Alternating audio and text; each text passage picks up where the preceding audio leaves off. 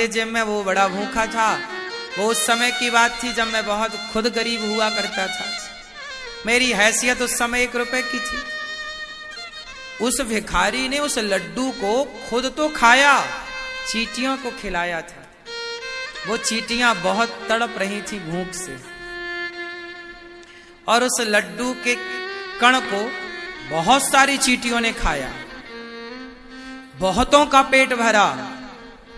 तो तुम्हें बहुत लोगों का पेट भरने का जो पुण्य मिला, उस एक लड्डू के दान से, उस एक मुट्ठी अन्न दान से, बेसन अन्न ही है, एक मुट्ठी दान से, उसके बाद तुम्हारे जीवन में इतना धन धान्य बरसा कि तुम बहुत बड़े आदमी बने।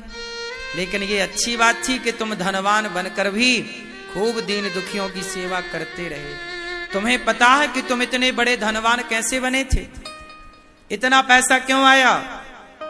क्योंकि तुमने एक लड्डू, एक मुट्ठी अन्न दान किया था।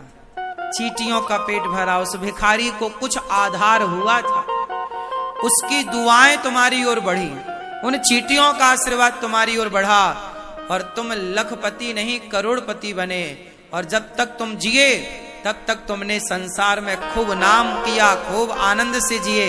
अब हम तुम्हें सम्मान के साथ स्वर्ग का सुख भोगने भेज रहे हैं। जाओ, स्वर्ग की ओर जाओ, बहुत सारा सुख भोगो, और अब फिर तुम अच्छे कर्म यहां भी करना, तुम्हारा मोक्ष होगा। 1 रुपए के एक लड्डू से देखिए, दानम दुर्गति नाशनम।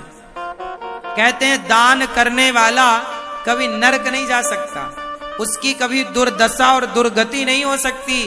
दान करने वाले से भगवान बहुत प्रसन्न होते हैं। ये बताओ, ये वृंदावन किसका है?